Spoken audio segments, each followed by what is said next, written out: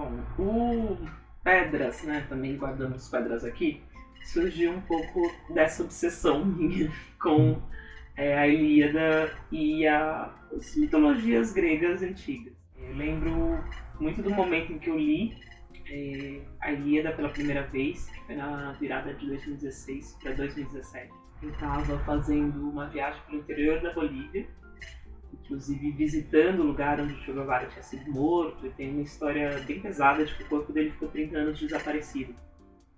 Porque, enfim, né, a milícia, os militares bolivianos não queriam que esse lugar se tornasse um lugar de peregrinação ou de lugar de resistência. E que, infelizmente, é uma prática muito comum, né, quando a gente olha para a história da América Latina, tanto o desaparecimento, né, de corpos, quanto a destruição de lugares de resistência, né? A gente pode pensar na inundação de Canudos e por aí vai. E eu lembro de estar, enfim, né, nesse contexto e lendo a Ilíada. E foi um choque mesmo perceber como que é um livro muito violento.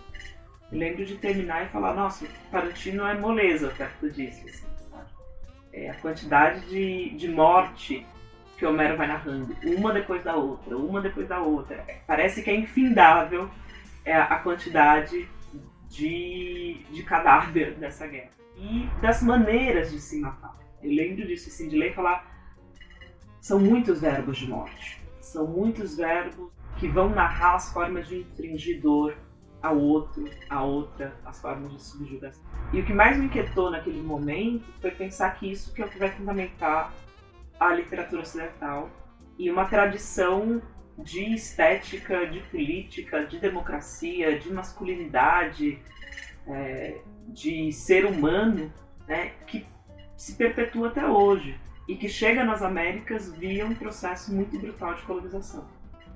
Isso a gente pode pensar também, eu acho que, né, dentro desse contexto que a gente está universitário, chega também através dos conteúdos programáticos, né? No curso de cênicas, por exemplo, às vezes a gente fica um ano imersa em tragédias gregas, em Platão também, filosofia, os discursos e tudo mais, e desconhece todas, né, as outras tradições teatrais, né, outras possibilidades de se pensar a cena.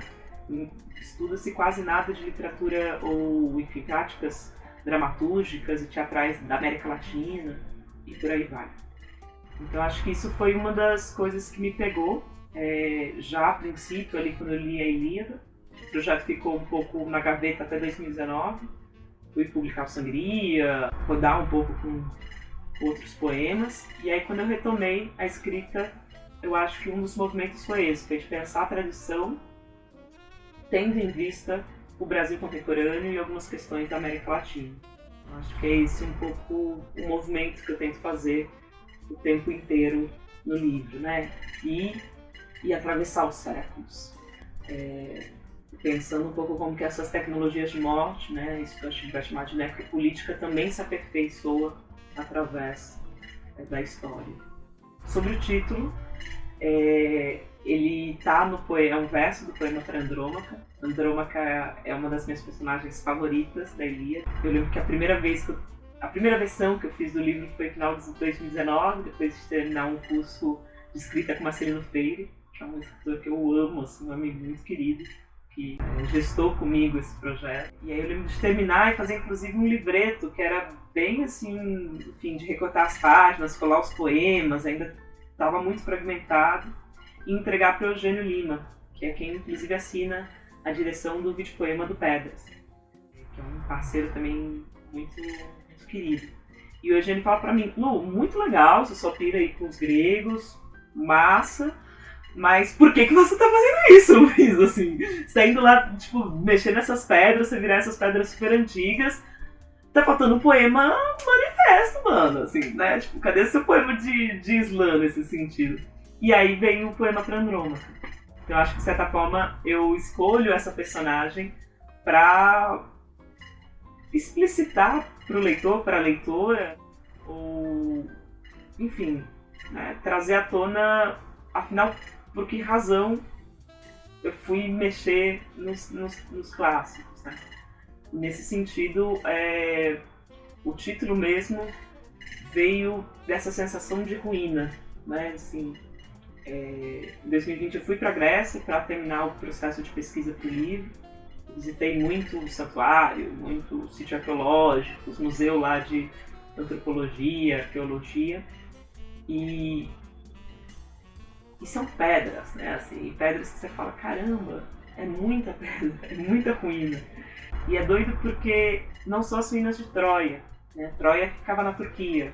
Troia está do outro lado ali do estreito comercial, que inclusive é o que na verdade está sendo disputado na guerra. Né? Não é Helena, é uma rota comercial que está sendo enfim, lutado por. E eu não conheci Troia. Né? As ruínas troianas não estão. A gente não. Assim, né? O apagamento é também desses arquivos, né? E eu acho que eu voltei muito com essa sensação das pedras. Das pedras. E das ruínas dos vencedores, porque nem as ruínas dos vencidos a gente consegue muitas vezes acessar.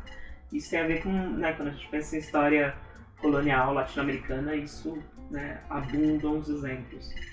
Então acho que o título vem um pouco dessa inquietação e de pensar que essas ruínas, né, essa devastação também foi operada aqui, do outro lado do oceano. Tudo que eu aprendi foi nesse alfabeto moderno, eis meu momento apoteótico, minha obsessão, nossos esposos, é Troela, e aí eu continuo, né, o poema que finaliza o livro.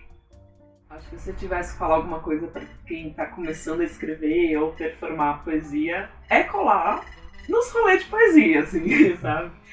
Ver se tem sarau, slam, microfone aberto, grupo de troca de originais, né? Isso eu acho que tem um movimento não só em São Paulo, mas em várias partes do Brasil, que tem recuperado essa dimensão coletiva da poesia, sabe? Seja da poesia mais performativa, seja da poesia escrita mesmo, assim, grupos que trocam, um lê do outro, comenta. Para mim, esses espaços coletivos são essenciais, tanto na minha